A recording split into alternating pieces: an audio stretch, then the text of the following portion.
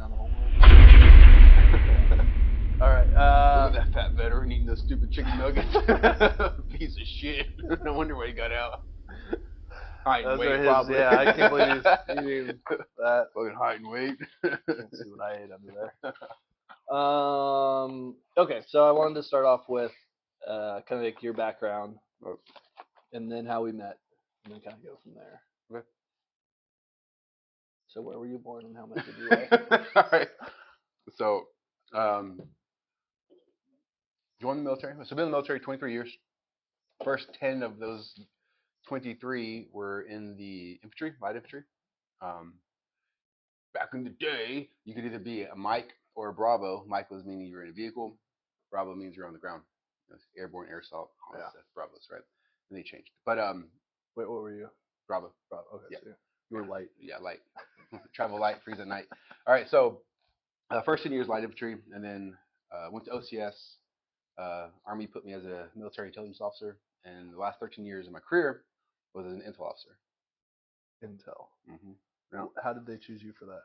I don't know. So when you applied for the program, they give you a list of all the branches, right? You have to list them in order of your one you want the most, one you want the least.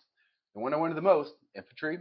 I was like infantry, scout, I think, or it was infantry, armor, artillery, MP, something. The very bottom was military intelligence. I was the exact same. I was like, because I'm dumb. Yeah. Barely passed high school, so I was like, "There's no way." I was like, "This is safe, right?" They don't put me in combat arms. I get my orders. Go to Fort Benning, OCS. Directly go to Fort Huachuca, Arizona, military intelligence, your branch military intelligence. I was like, "There's got to be a mistake." I was like, so there's a minimum score on the on your application for your it's different. SATs. That's different than the ASVAB, yeah, right? Yeah, for the SAT score, you have to have a certain number of SAT score, a minimum.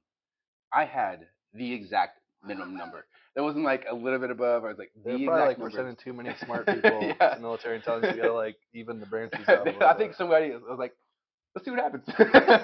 Let's just see what happens. Like, hear me out. Hear me out. You were some odd case study some general was doing. I got promoted below the zone. Nice. Congratulations. Yeah, I was a BZ. I was a BZ major. BZ major. Huh? Yeah, that's I think that the study is a long-term study. Yeah, it paid off for the Army. Crazy. Yeah, but yeah, so that's kind of where my comment. So where did you go to school? College? Yeah. Columbus State University. Columbus State University. Fort Benning, or Georgia. But you were grunt in 11 banger. Yeah, 11 Bravo over in Hawaii. And so how did you get to Columbus? So after a second deployment to Iraq, I submitted my OCS packet because I had enough credits. Oh, sorry, it was called actually the degree completion program. So the degree completion program, you had to have 90 credits towards some degree, and then you would go to OCS, go to your BOLIC, and then go do a couple years of your lieutenant time. And then after that, they would release you for 18 months to finish your degree, and that was the program I went into. Okay. So I did my first 2 years as a lieutenant at Fort Benning, Georgia, for 269 Armor Company, 3rd Brigade, 3rd ID. What were you doing for them? I was a lieutenant over at 269. Okay. What kind of intelligence operations were you doing at Fort Benning? Well, so 269, they only got to go to Kuwait, so like we really didn't do shit. But what I did do, so do you remember the COIST program? The company intelligence officer, intelligence team or whatever. Yeah. So that's when they set up the COIST. Okay. And we were the guinea pigs for the COIST team. So like my big thing, or the thing they wanted me to concentrate on when I was at 269 Armor as a lieutenant, was standing up the COIST. So every company had a intelligence support team. Yeah, something like that. Yeah, I think that's what it was. So every company had a COIST team that I had to train and make sure they were good to go. Certified. Yeah, and then we went to NTC and it worked out pretty well. It was good. And actually, when we went to NTC, my battalion commander put me as the platoon leader for a Canadian infantry platoon. that was an attachment to us. Interesting. Super interesting. And we did reconnaissance, and because most of my time when I was light infantry was I was in a recon team. Okay. So like, oh, it makes sense. You're an intel officer. Is a reconnaissance intel job. So they're like, we're going to be in charge of this. Like a melting pot Yeah. of different skills. Yeah. So stirred you right into the Canadians. Yeah, they're actually really good. I was really impressed. They're very polite. Yeah, very polite. Oh, They sorry. listen. Sorry. Oh, sorry. Want some maple syrup on you? I didn't shoot you too hard, did I? So, but that was only at NTC, and it was fine. It was cool. The mission went well. All the reconnaissance we did was good. They were okay. Yeah. They weren't as stealthy as I thought they were going to be. They were really loud. They all used vehicles, and they did not want to leave their vehicles. Like they were like us, lazy. Well, if you leave your vehicle in Canada, then you probably freeze it. Probably. So, Probably. I don't blame them. Yeah, I don't blame them either. But yeah, it was good. So how many deployments did you have, and where to? All right. So as an infantryman, I had 2 deployments to Iraq. How long were those? One was a year. One was supposed to be a year. Didn't quite make it. The other one was 18 months. We'll get to that. One was 18 months. So that was not fun. Then we got back. Yeah, only 18 months. Yeah, we got back, and then there was we got the strikers. We had to do like this transition period. So like those 2 years without doing anything. That's where I knocked out most of my college credits. And then I applied to the OCS program. Went to OCS. Lieutenant time, and then I didn't deploy again until I was a captain to Afghanistan as I was the battle captain for Odin, which is observe, detect, identify, neutralize, and we controlled all of the ISR in Afghanistan. So if it was like an ISR asset, ground, air, human intelligence, we owned them, and they were working for us. Nice. It was pretty dope.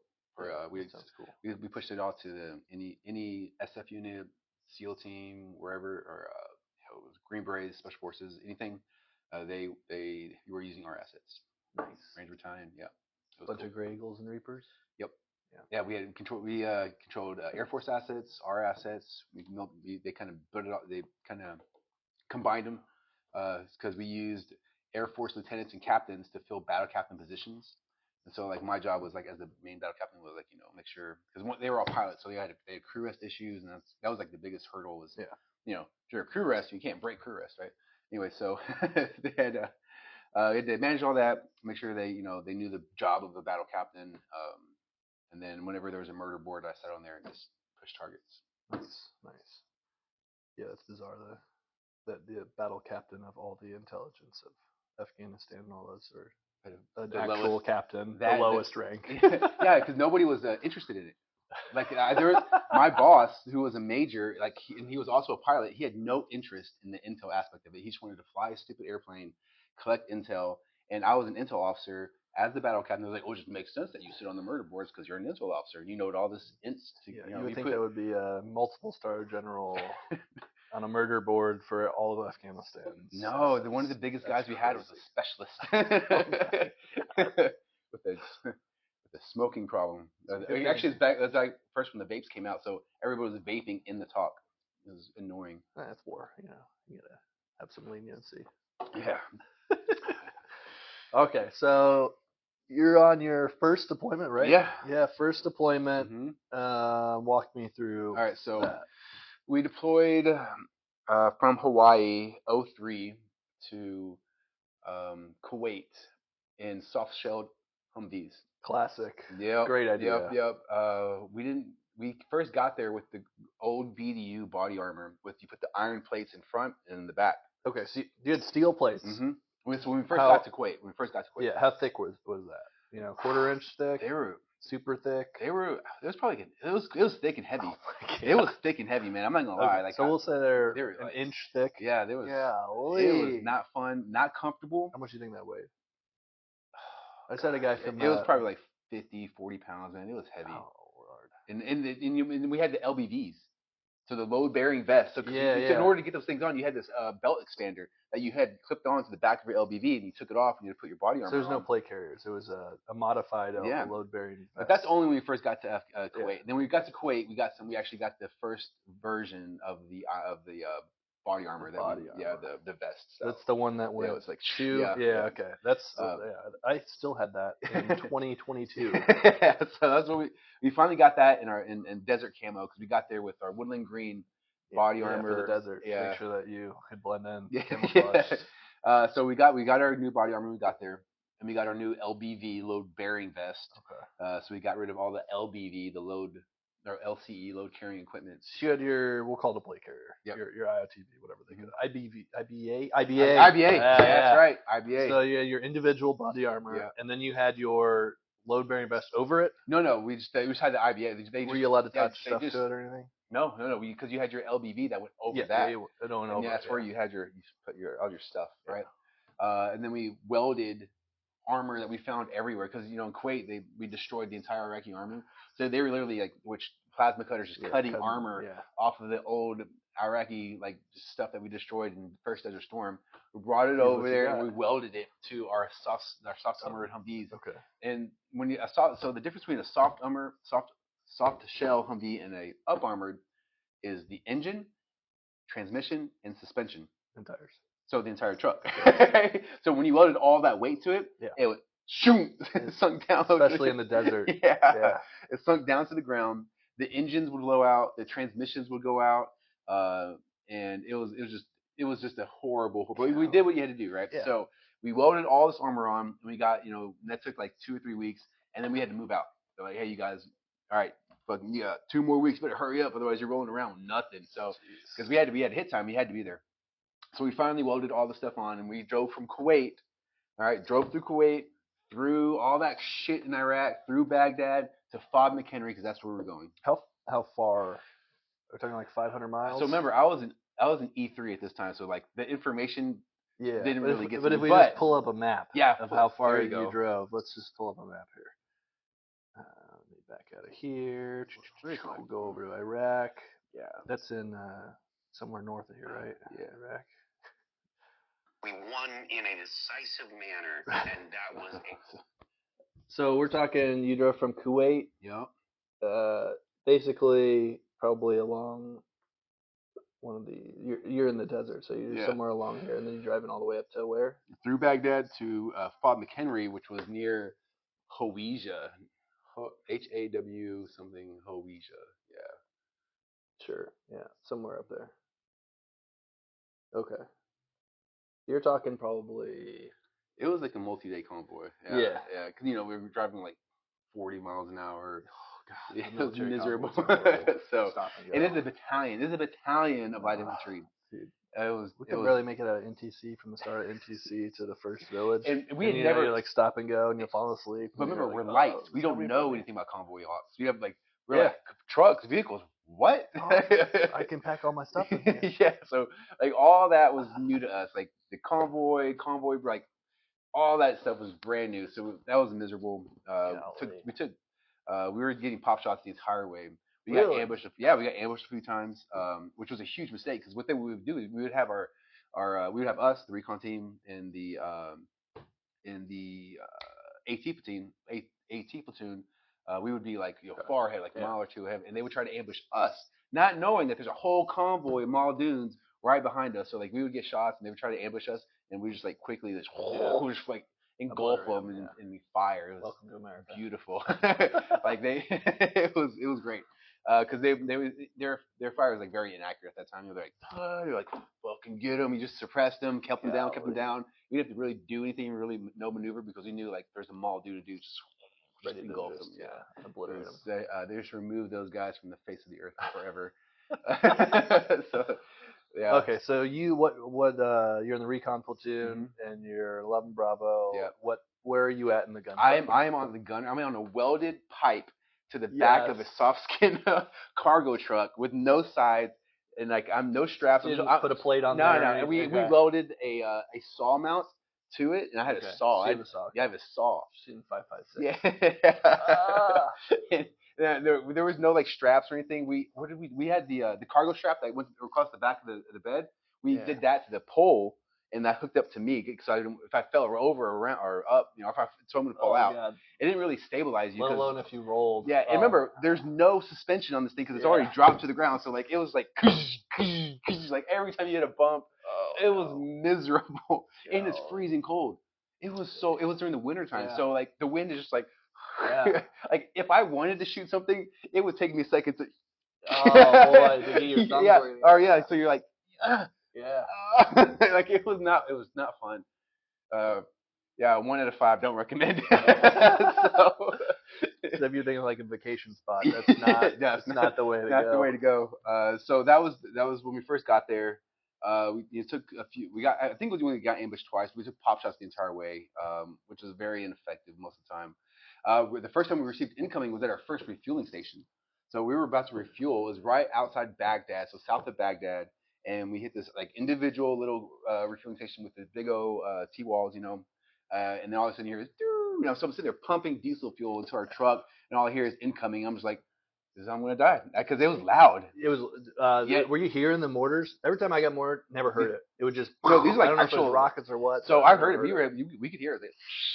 Really? Okay. Right outside the T-walls though. Like they never hit inside the T-wall, but like you could see the shrapnel marks all through the T-wall where it hit, and like angles, like it would just like pop the top of it. And how long did that happen for? So the refueling only took like maybe 6 hours for the entire convoy. So we were first. We were refueled. We got the first incoming. Convoy had to stop. We had to they had to pull around and secure the area where they thought that the incoming came from. And then we moved on and everybody else refueled. That incoming was always like, if it's your day, it's your day. Yeah. There's no point in trying, like, you know what I mean? Like, yeah, and remember, it's 03, so we didn't have like the cool radars that like would catch have the reverse tracking to go just put suppressive fire on that area. So we couldn't because we had our own internal mortars, that were ready to go, but they didn't kind of like, well, where do you want me to put it? Where do you put these rounds at? Just go out and do a crater analysis real quick and shoot an ad. Yeah, that's crazy. I came from that direction. Just within the village, they're probably on it. yeah. So that's the first time we took incoming. So everybody's like, did we just earn our EIVs? So yeah, everybody's excited. Yeah, so we that took like 6 hours. We're sitting in the cold, waiting for the rest of the battalion to catch up. Pull through, go through Baghdad, and that was actually uneventful. Like you had already been getting pop shots though on the way there. Yeah. So and then I went through Baghdad, and they're like Baghdad was mostly secure because that's when like I think they already had like the Rangers had been through, everybody had been through there already, so Baghdad was like suppressed. And we were able to go on the highway, drove through there, no big deal. It was when we started getting towards Fort McHenry, we started taking more pop shots. Okay. And then when we got there, we passed the unit that we were relieving, and then we're going there, and like they know it's us, they know it's a relief. They're like, "Welcome to Iraq, you fucking bitch!" Or no, they're like, "Welcome to Iraq, you fucking newbies." And I was like, "That's funny." That's hilarious. So we relieve these guys, and like of course, like we think we're ready to go, like we're chomping at the bit, right? And then they're like they are ready to get the hell out. They're like, all right, let's go. We're going to patrol. We're going to show you the routes we usually take, and like they would just. How long had they been there? The right seat, left seat, right? Or how long they been there? They were there for 10 months. They were there for 10 months, and we were leaving because they weren't prepared at all. So they still had. They had gotten some actual up armored vehicles, like actual up armored Humvees and stuff. And so when we got there, we fell on some of that stuff, and then we had to transport them, like because I think they only had like 20 or 25 actual up armors. And so when we got there, for battalion size, and we had to so in order to get them and their shit all the way to was it Taji or Kuwait or Kirkuk? Yeah, how far is that? Trying to remember. It was. But they had a significant drive. Yeah, out. So we had to convoy them back and forth, and then when the Iraqis that were there in the city, they kind of figured that out. Like, oh, there's something going on. They started just hitting us with IEDs, and at first, remember the IEDs sucked. They were like, oh, whatever, just blew out tires. As we put the tires in the back and just changed it out, no big deal. And they started getting really good at it. What year was this again? 03. 03. Okay. Yeah. So we're in. So the roofing place was, there was some significant activity, but none of it was like concentrated. It was just like one or two times, they would pop up and like or take a chance to see what how we would react. I think they kind of calmed down once they kind of realized like somebody new was coming in, or because I think all they really noticed was, like there was an increased presence, right? Because convoys increased. There were more people out on patrols now instead of just the regular 10 dudes. It was like 20 dudes. Do you guys have a min limit that was increased? I think when I was in Afghanistan, it was like 18 plus people on the minimum amount of patrol that went outside the wire. When they left, some of our patrols were like 7 dudes. Jeez. 7, like no, dude, like no. That rule had been well refined by the time I got there. We wanted to patrol. My fucking company commander took us out of Bob McHenry.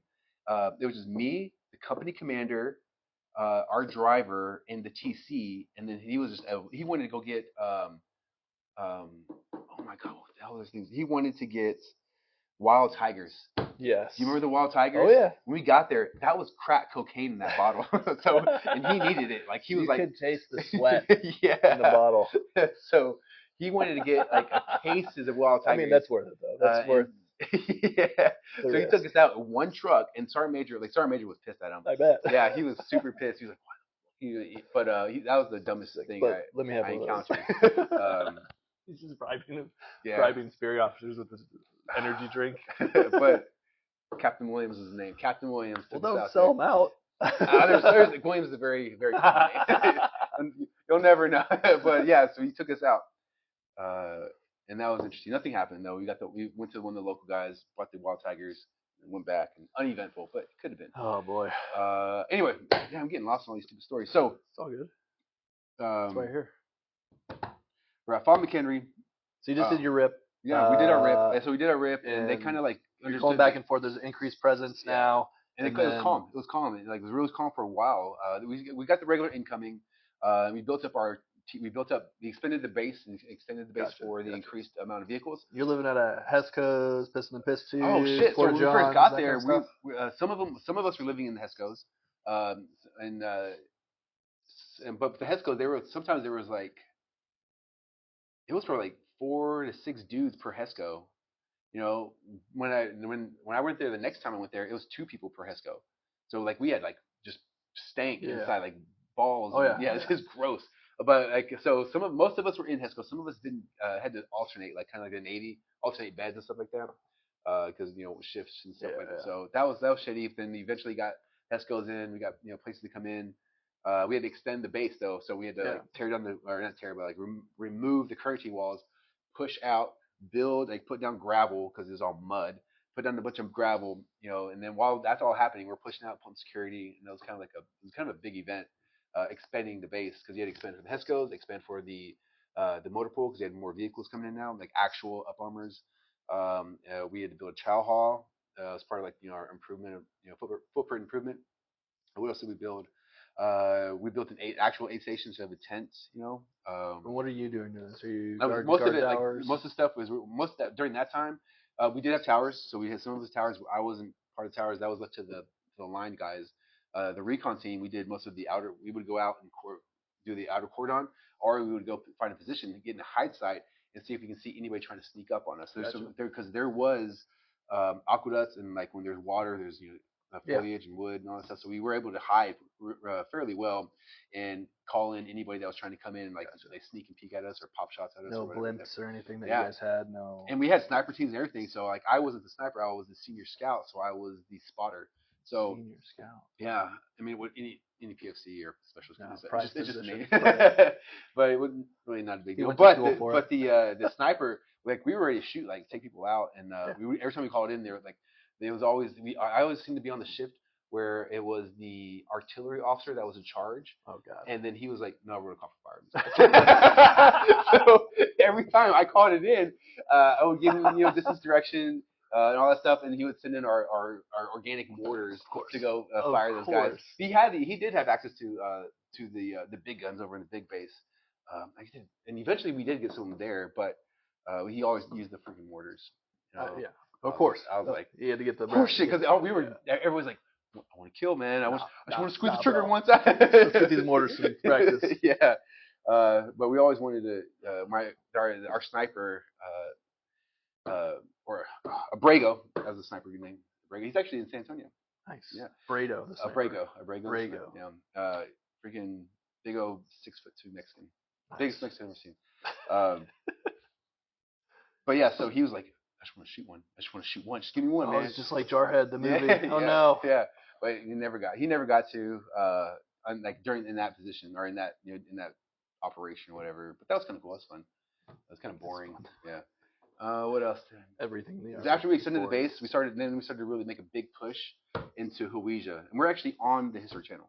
Nice. So if you go to the History Channel, look up Battle of Hawija. That's my unit, 127 Wolfhounds. Nice. Yeah, Colonel Leaf is on there. The guy I beat up in basic training's on there. His name's Johnson. All right, you can look him up, Johnson, on that freaking History Channel thing. He's on there. The only reason why I wasn't on there is because I was going to school. So like while they were all like talking to the History Channel guy, I was all like being a nerd, going to school, trying to get my degree so I can become an officer. I was pissed because I was like, I want to be on there, have some cool stuff to say. But I didn't get to.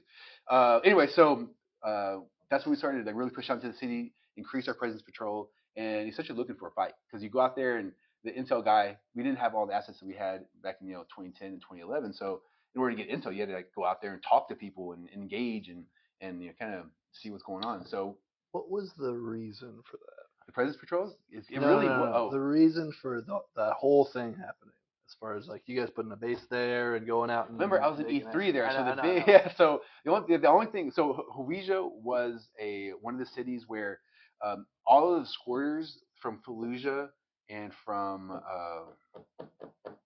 Solder City, all right, that was like a either an exit or entry point. Like there was a concentration of those guys were terrorists. Yeah, they were terrorists, or they were part of the original Iraq regime. You know, and you could always tell when someone was firing, you could tell if they were just terrorists that just got an AK-47, or they were trained. Because if they were trained, they really knew how to like. They would aim lower and they would try to shoot. They would because when you shoot an AK-47, it pops up, right? So they would always start low, and they would. And if you knew they were shooting low at you, that means that they were trained. They would. And they would do it. They would move. They would shoot and they would move. Shoot and move. Shoot and move. They were trained, well trained. If it was a terrorist, they would start here and be, they would just miss, or they'd be like one of these things right here, like firing above their head behind stuff, and they would just stay where they're at, and just take cover and hope to God that we weren't gonna do anything. Yeah. Which was really bad for them. Just suppress, maneuver. Yeah. Oh, look at you! You're cowering down. Block and tackle. Golly. You got an AK-47 in the back of that truck? That's kidding. So, anyway, it was when we first got there, you could tell who the regulars were and who were like guys they were just recruited from the town. But Hawija increased the presence patrol, increased our visits with the leadership increased their visits with the local, all the leadership in the town. What the hell are they called now? Like the village elder. Yeah. What do we call them? The sheikhs and high value meetings. What are those called? HATs, high value. No, those are targets. I know what you mean. You're an artillery engagements. CLE. Key leader engagements. So increase the key leader engagements. That's the word. And I mean, some of them were high profile, where the battalion commander actually went and talked to like the mayor of the city and all that stuff, and it was good. And nothing. It was kind of quiet for a while, except for like some of the pop shots and a few ambushes here and there, but it wasn't anything crazy.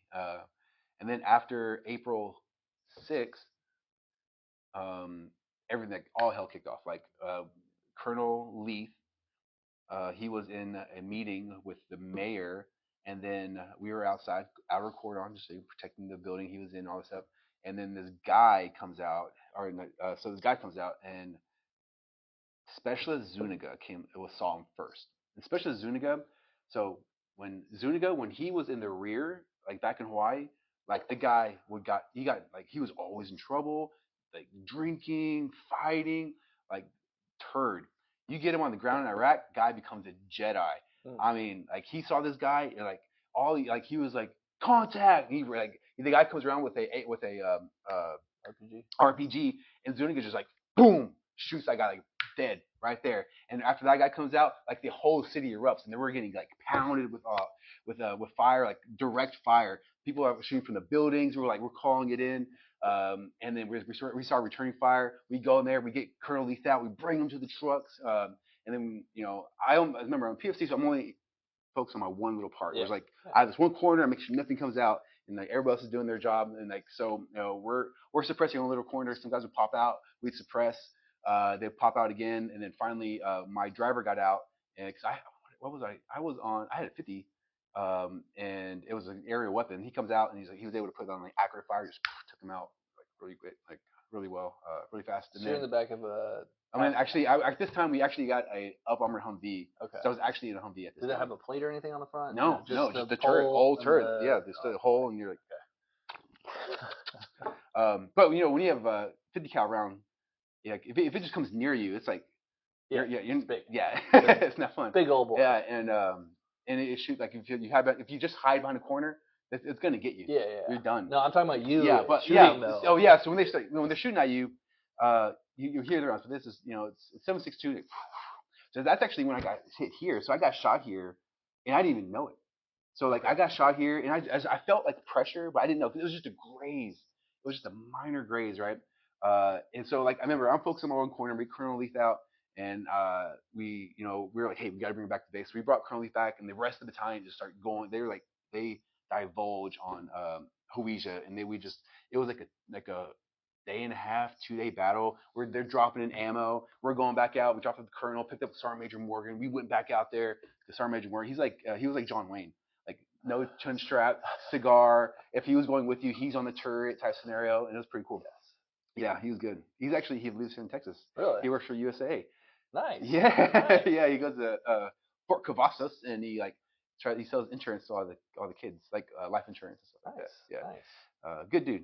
Anyway, So you get grazed early on. Yeah, but I didn't know it because I mean it was like a barely anything. But you don't really even remember. I didn't know it, so I took my IBA off, and then there's blood. And they're like, "Oh shit!" And then my medic comes, and he looks at it, he pinches it, glues it. He's like, "All right, you're good. Let's go back out," because it was time to go back out. So we went back on the turret, and then at that time the line was fully established inside the city, and so we got stuck on the outside of outer cordon. So anything that was squirting outside of Hawija, we were taking care of. And the line unit, the line companies, except for Charlie Company, because they were at FOB, they were at They were detached doing something. Yeah, else? they were at Chemical Ali's house, and that they were called. It'll come to me in a second, but they were away. So it was just Alpha Company and Bravo Company and HAC, which is with Recon and everybody else. That's where we were. We were at the outer cordon taking care of the squirters. And yeah, they just freaking wreaked havoc. It was awesome. It was glorious. So then when did that was that was like when I barely got grazed. Okay. Like hardly anybody. It was such a non-issue, and because everybody was getting so everybody had something at that point. That I didn't even know that I got a Purple Heart for it until I retired, and then I realized that I have 2 Purple Hearts on my DD 214. I was like, did y'all really count that? I thought that nobody knew. I thought it was just the big one that they were counting. I was like, oh, they got one, whatever. I wonder how many people have the grazed Purple Heart. I don't know either. So, but you were shot in the actual vest, though. Yeah. So it went through the vest, and it went through. Was there any Kevlar or anything? Yeah. So the yellow Kevlar. Oh, yeah, I got some right here. Yeah, just the yellow fuzzy. Yeah, yellow fuzzy. That's it. That's all you would see, and it was just like it looked like I got a knife and just ripped it. Okay. Like, look, but yeah, and it was covered in blood. Was it about that thick at that spot? It was about 50. That's 50 right there. 50 layers. I don't remember. It was on the shoulder. That's the side plate. This is just the connection. Yeah. No, it's like an inch. Yeah, it wasn't very. It wasn't. It just happened to hit you right there, or graze you right there. Yeah, and that was it. That's crazy. Yeah. So then, when did you get? All right. So same deployment. Shot in the chest. Yeah. So same deployment, and we had. This is my. You had been there for. So at this time, we're 8 months in at this point. Okay. And I'm still a gunner. And I have a new driver, Suker, because my old driver got promoted because that guy died. So he got promoted. He moved up because somebody else died. I got Suker. Suker was cool. He was a cool dude. I like this guy a lot. So we're on this huge mission. I'm even talking about like we have intel about like some guy that's there, and he was one of our back in the day, they gave us cards, playing cards, and he was one of our playing cards. Like there's Ace of Spades. Oh yeah. So you could find high value targets. Yeah. So everybody could memorize it easier. Yep. On the cards. Yeah, we're always playing spades and all that stuff, so I just kind of looked at him. But he was one of our playing cards. I just don't remember. I really wish I remember who he was, but he was the guy we were looking for, and it was a huge mission. It was a battalion mission. And we had medics that came in from I'm almost positive Taji from Taji. We had standby artillery guys ready to use them and all this stuff. And so we had a huge mission ready to go. We took off on this mission, and we get there. We did exactly how we planned it and trained, flawless. Nobody was there. Nobody was there. We went there to the stupid little village, and nobody was there. There was like a guy with a goat who's like, I've been living here my entire life. I've heard these goats, and those intel officers. Yeah. So, yeah, guy was garbage. But yeah, so we got nothing happened. Absolutely nothing happened. That guy didn't get a decent promotion. Yeah. So we're on the way back. We're driving back. Everybody's all like pissed off because when you do big missions, you're up for days. And even before you roll out, you're there like 5 hours on your truck, PMCSing and rehearsals and all that. And we're all tired and pissed off because we didn't get to do anything. And we're driving back our regular road that we drive down all the time. And again, I'm on part of the recon team, so I'm going in front of the entire battalion that's behind me. And some guy hits me with an IED. And the IEDs got better at this time. So it was an artillery round that they rigged up with a command wire IED. We were going over covert, and they hit it like right there on the edge of the covert. They blew it, and I was on the turret, and I was facing. I was the lead truck, so I was facing straight ahead. And I didn't see them. I didn't see the wire or anything like that. And they just like was like this, and all right here. So I got hit all right here. The shrapnel. So the IED went off. Shrapnel went off. The truck was mostly okay. Hit some tires. If I remember correctly, it was still running. Yeah, it was still running. Had a flat tire. Sugar got hit in the knee, but barely anything. He barely got hit in the knee, but he got hit in the knee with some shrapnel, right? And all I remember was waking up, and Sugar's like, "E, you all right?" I'm like, "I don't know." It was weird. And they took me out. And all of a sudden, I hear is like a massive amount of gunfire going off. Again, they just picked the wrong people to ambush. So because they initiated with a IED. They were firing at us, and then there again is an entire battalion of people just like ready to wax these guys. So the entire rest of the battalion, I think it was Alpha Company, maneuvered on these guys and removed them from the face of the earth. And secured the area. They brought the medic out in the dock that was with them. We had a PA with us, thank God.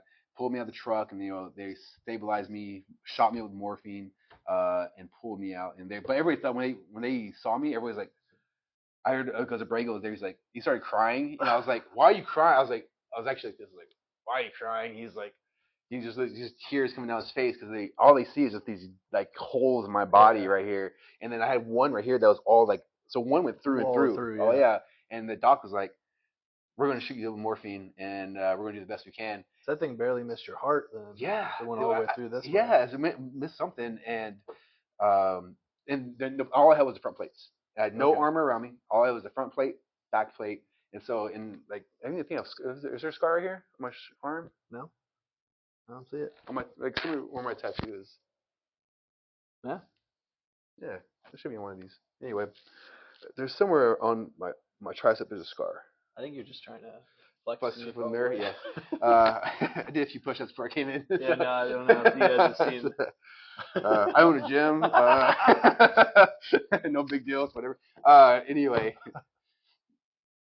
Okay, yeah. So your buddy's crying over you. He's crying. Everybody thought I was gonna die. You got it through and through, and the front plate and the back plate, which did nothing. Did nothing because they were facing the wrong way. Yep. And they bandaged me up. And Sucre got hit in the knee, and they helped him out. It was just like a little piece. They helped him out. He was hobbling, and they put me in the medic truck and drove me back to Bob McHenry. They trucked you out. Yeah, because remember it was big. So they were prepared, and we actually had the FLA with us. Yeah. So they put me in the FLA. FLA shot forward, took me back to Bob McHenry because we were like maybe half a mile from the FOB. Like we were close. Gotcha. Yeah, we were close. Everything kind of worked out. Yeah. They put me on the medevac because I was on standby already. They flew it in.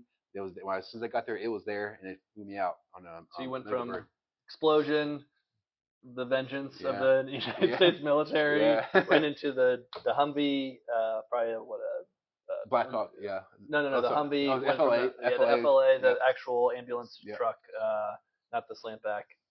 Half mile to the FOB, FOB to Black Hawk to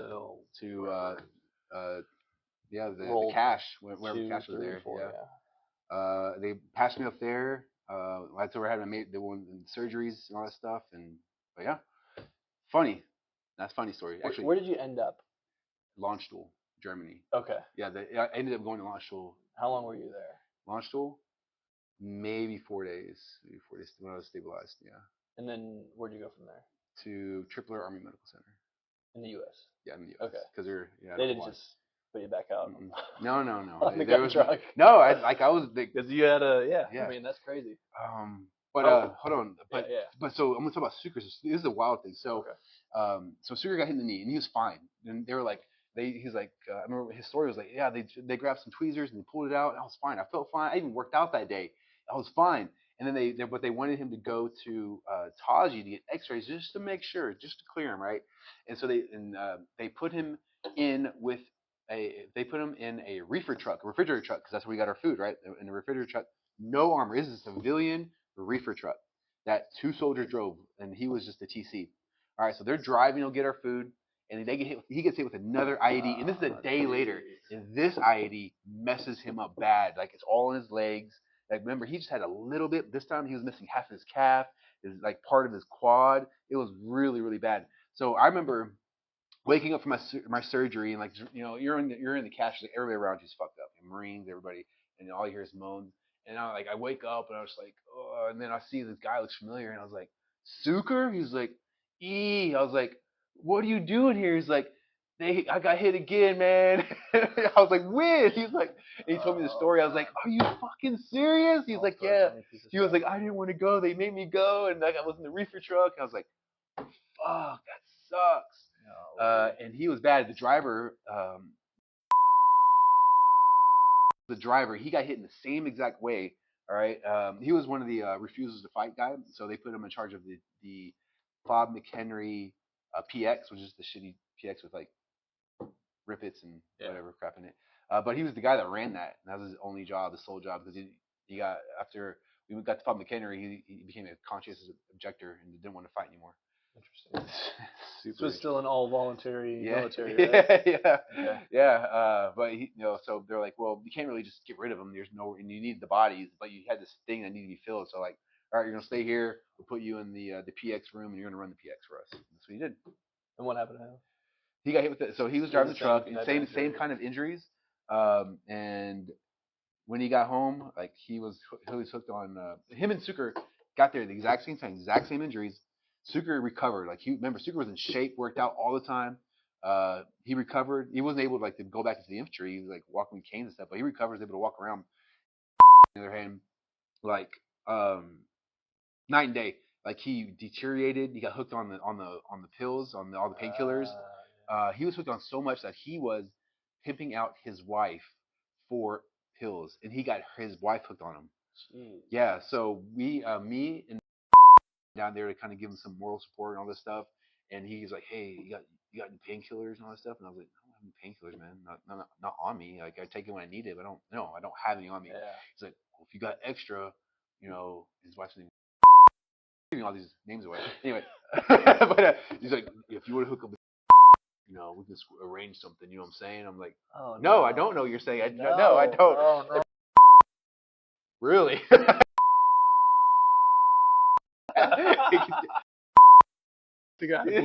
like, well, let's hear him out. Let's hear him out. So, but he didn't have any drugs on him. So, that was what. It just kind of goes like that mentality, right? It's all about mentality. Yeah, about how you recover, going one way or going the other way. They got the same drugs, they got the same things, same injuries, even the recovery, everything was the same. It's just one guy was able to recover, one guy didn't, because one guy just was mentally not able to. This guy just pushed through. Like this guy's doing great, kids doing great career, all that stuff. But yeah. So you're recovering at this point. You want to see a picture? Yeah. Sure. Sorry. It's not like a great picture, but it's a cool picture, I think. It's just you flexing again. Yeah, no pants, but yeah. so why are you looking at this picture?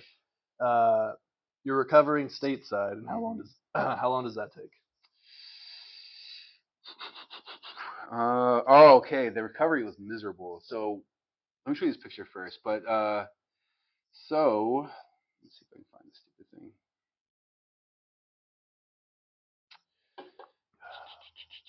So when I was recovering, I got there Daisy didn't even recognize me.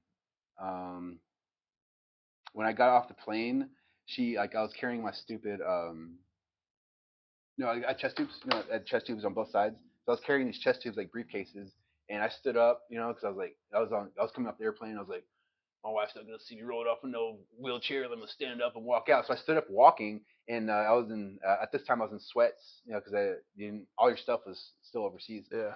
So I was in sweats. I had these two chest tubes coming out, and then Daisy comes onto the airplane, and she passes me right by. She didn't even recognize me. I'd lost all kinds of weight. I was like emaciated and like nasty looking. And then I was like, babe. She was like, oh my gosh. She starts freaking out because she sees is tubes and nastiness. It was gross. But let's see.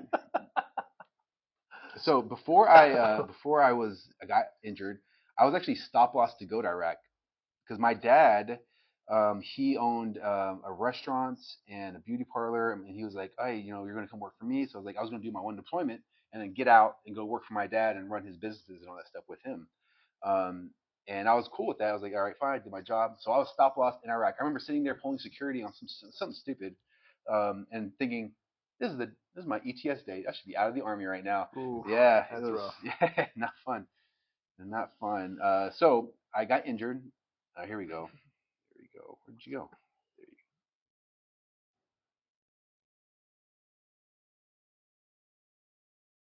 go. Oh my goodness. I'll try to figure out how to put this on the video. Yeah. You send it to me after this too. All right, I will send it to you. Crop out the lower half of yourself though. It's probably exposed in this picture that you're about to show me. Yeah. So I have it on camera for a presentation I did. Actually, I'll move it to the front real fast and see it.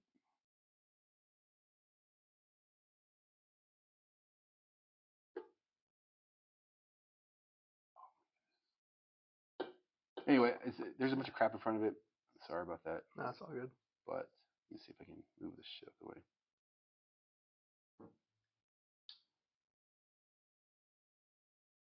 Anyway, so that's me reenlisting in the hospital. So I did not decide to reenlist until I got blown up and I had all these stuff and I just came out of surgery. Gotcha. And I was like, I want to reenlist. They're like, what? They're like, I want to reenlist. And so that's Captain Williams. Anyway, so Captain Williams and Sergeant Major Morgan, Lally,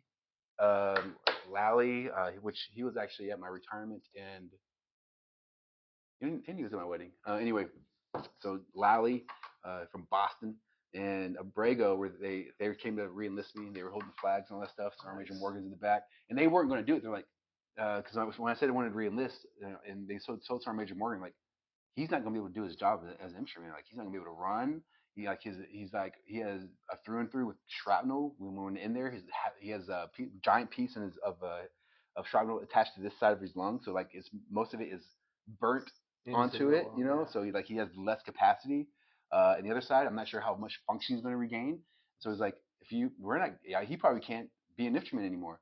And then he was like, fucking reenlist him. So if Sergeant Major Morgan was there, I wasn't gonna get reenlisted.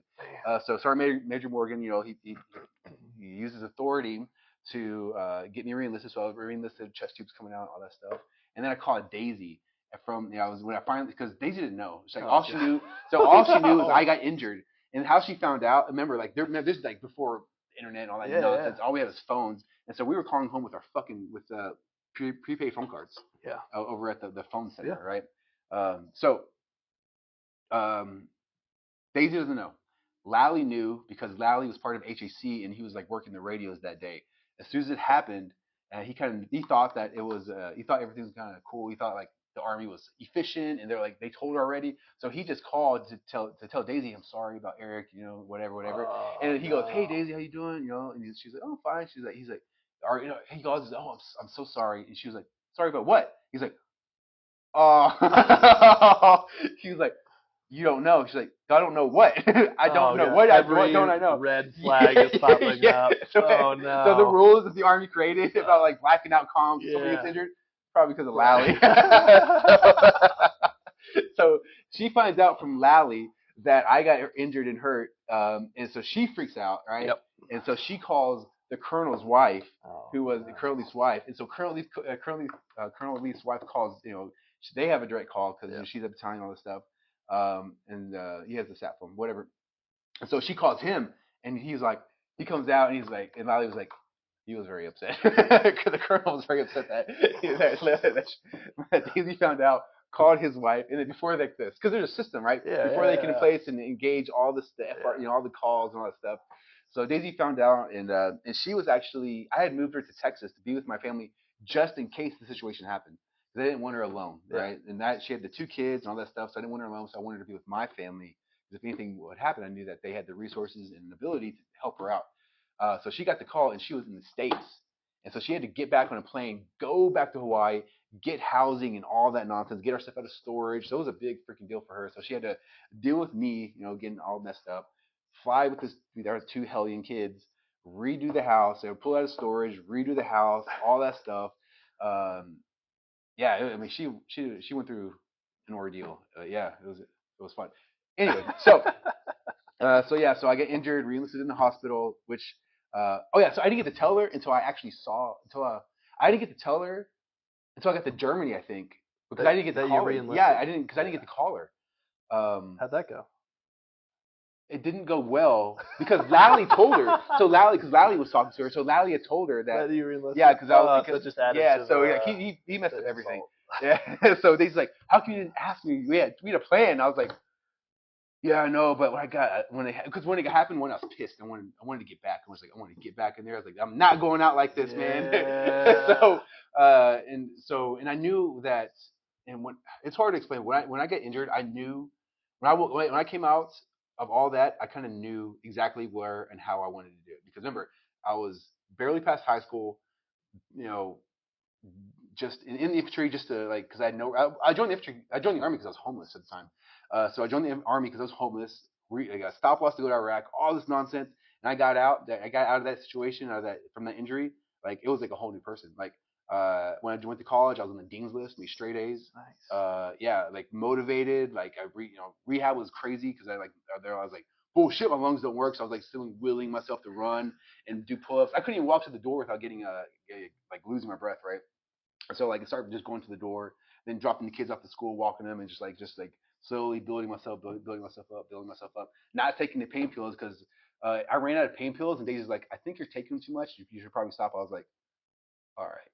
And she's like, and you're being an asshole. I was like, okay, all right. So I got off the pain pills, and I didn't really notice anything. I mean, the pain was shitty, but I didn't think there was a mental issue, but Daisy did. So I was like, all right, I'm gonna listen to you.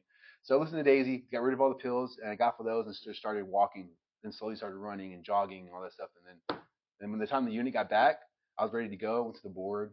Nice. E5. Yeah, dude, it was good. It changed you for the better, huh? Yeah, I mean, some people are just really stubborn. so it took an act of God to change that guy. Sure did. Yeah. Sure did. Filled you with the American spirit. I'm feeling like motivated right now. Like I need to go work out. That story. Yeah. Yeah. So that was the story, man. That's it. So then you went to college and moved to college, became an intel officer.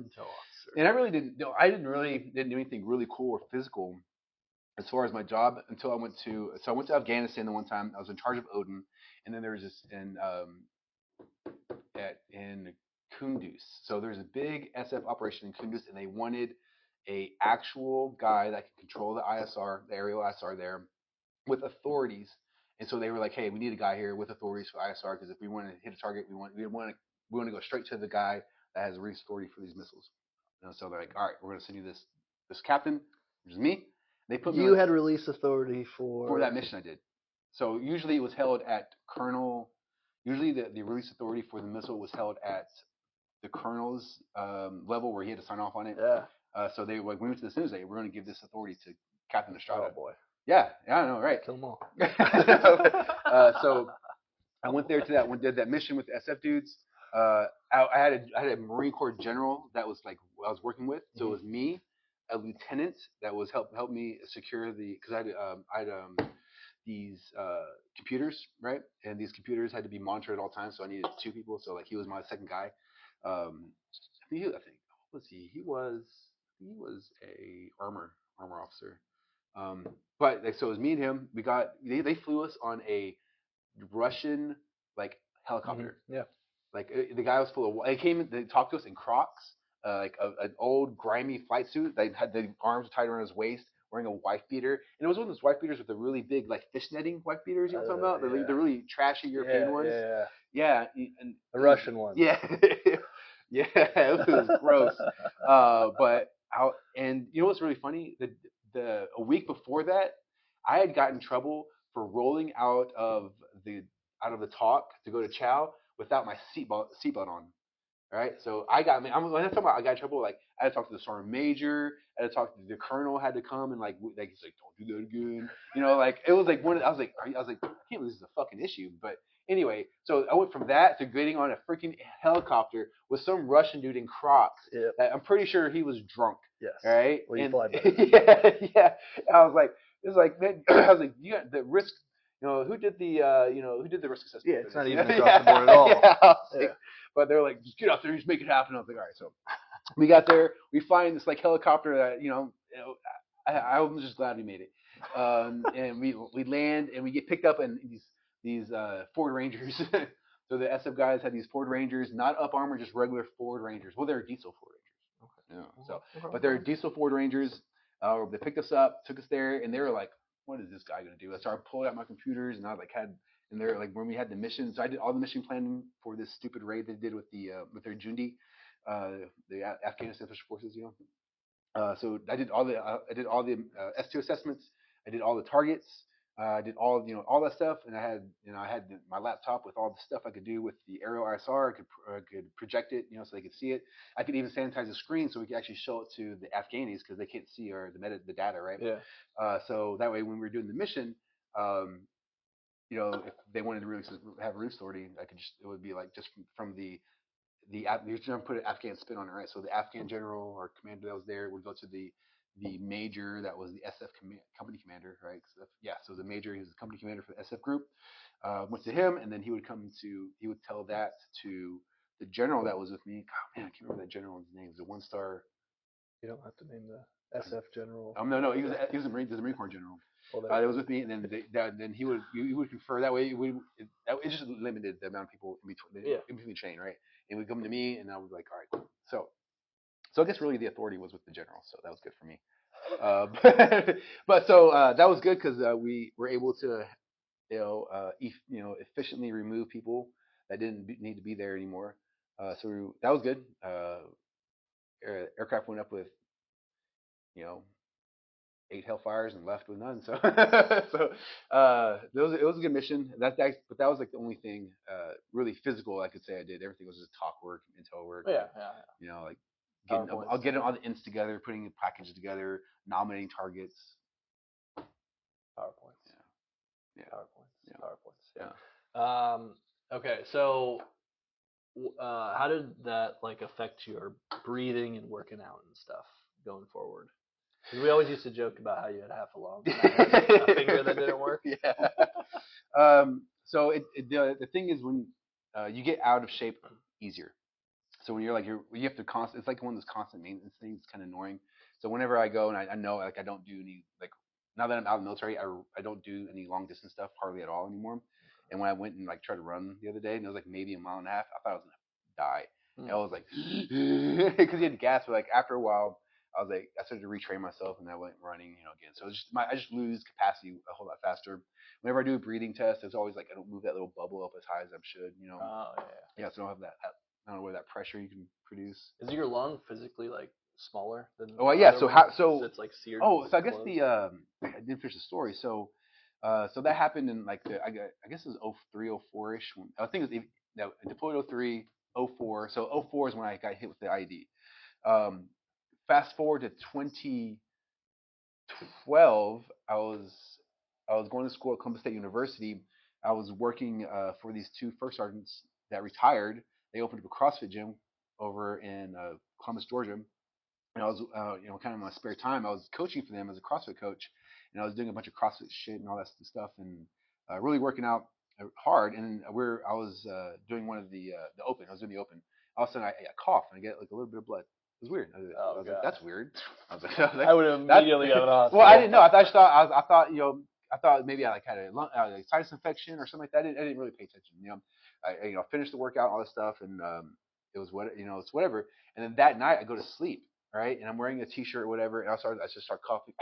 I just kind of feel like weird, like moisture. And I wake up and I like coughed and like tons of blood is right here. And then I wake up, I was like, babe, is this me? I was like, it's you? I was like, I didn't know what was going on. And she's like, ew. At first she was like, ew, get away from me. Get away from Ew, me. get away from me. She's like, go in the bathroom, gross. And she's like, what is that? I was like, I think it's blood. And I felt the urge. I felt the urge to cough again. Like I was kind of drowning. I coughed. And like, I started coughing on more blood. I was like, oh shit. So I quickly shower. I go to the ER in Columbus, Georgia, because it was closer than Fort Benning, which is not Fort Moore. So Fort Benning. So I go to the Columbus, Georgia hospital, all that stuff, and then I go see the charge nurse or whatever. I'm knocking at the window. I was like, hey, I need to go see the doctor. She's like, what for? I was like, well, I think I'm coughing up some blood and all this stuff. She's like, oh, okay. And then I had the coughing fit, and I didn't have anything to like hold. As I started coughing in my hand, and like just blood comes out. She's like, oh my god, oh my god, and she rushes me back in there. She's like, what's going on? I was like, I don't know. I was like, I think I know. I think I have some shrapnel in my chest. Maybe it moved. I don't know. So after the doctor saw me, they do the X-rays and they put this thing down my throat, down my nostrils into my lungs or whatever. And they're like, all right, so here's the thing. That shrapnel that you had, it kind of migrated to this side of your body and it cut through your lung wall and it's cutting into your heart. And every time your heart pumps, it's pumping blood into your lung and that's what you're coughing up is that blood. I was like, she's like, they're like, it has to be removed. I was like, well, no shit. I was like, really, fool. so I had to go back into surgery, and they had to reopen me up, and they had to pull that shrapnel out of my lung. And then when they removed that part of the shrapnel, it took a lot of my lung with it. Okay. So I even lost even more capacity. Yeah. And so it was like an open heart surgery that you had because it was the heart. No, it was like they went through the side. Heart, right? Yeah, it was cutting in here, but they went through the like so I have two giant scars right here. It looks like I got into a fight with Wolverine. It's like yeah. So they went in the same area, opened me up, pulled out a lot of my lung with it, and remember I was during this time it was 2012. I was about to finish my degree completion plan. I was finished with it. And I was waiting to PCS to Fort Huachuca. So I got surgery and I had to report to Fort Huachuca all jacked up. And if you didn't know, Fort Huachuca is in the freaking mountains. There's no air there at all. It's like Colorado. No. So I was sitting there trying to recover. And I'm telling my future company commander the situation. I'm like, hey, this is what happened. I'm still going to report as planned. When I get there, I'm going to be not in great shape. I'm going to have to, it's going to take some time. So I get there, and instead of going right into Bullock, they put me as XO. They put me in charge of an XO company. Yeah. In charge of a training company as the XO. Yeah. So I was a company. Basic training. XO. Yeah. So you can recover. Yeah, so I recovered. So I finally recovered, regained my lung capacity, the ability to pass the PT test, all that stuff. Because they wouldn't class you up in the Bullock unless you passed the PT test. Which, the first thing you do is the PT test. Which, we're MI officers, so like, who cares? Yeah. But anyway, but they were super important. Yeah, so they wanted to make sure that I could pass. I was like, I get it. So I did that for like a year and a half, and yeah, so I did at Fort Huachuca. Finally went through Bullock, passed, went back to 269. No, went. No, yeah. So that was lieutenant, pin captain, right. No. Get on my dude. That should have been your lieutenant. No, so ours already double lieutenant. Career course. XO. That was the captain's career course. Yeah, it was the captain's career course that happened.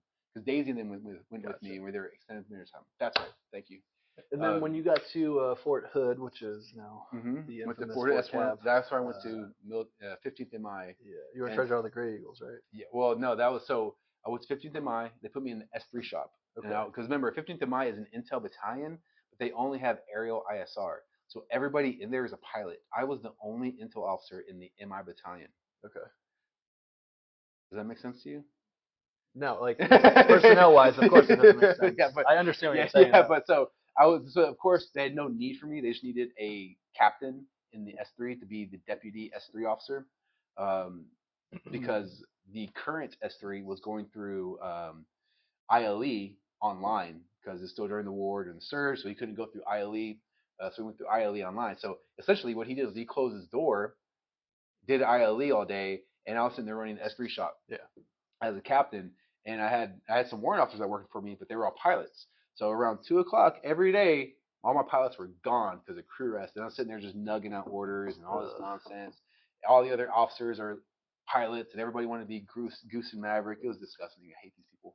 I probably didn't get too many weird BMM. I need 10 people for gate guard or whatever. No. So we were actually 15th of Mine is a tenant unit of Fort Hood, so we didn't get none of that. That we were shielded, and it was West Fort Hood, so it was like Candyland. So all the nonsense that happened on main post, didn't worry about it. Yep. Yeah, so it was pretty cool. So I was doing that as the S3 officer, and then so 15th of Mine became the Odin staff. So 15th of Mine essentially kind of it wasn't reflagged, but it was all the officers there were put on individual orders to fill Odin slots. So when we did this, it was like 130 individual orders from the battalion commander to the guys that flew in the back of the airplane as intel guys, sending them to Afghanistan as individual replacements for the current Odin staff. Because Odin wasn't a unit; it was an organization that was piecemeal together with individuals. Gotcha. Yeah, it was bizarre. So I deployed a battalion with individual orders for everybody. Pain in the ass. I bet. It was not fun.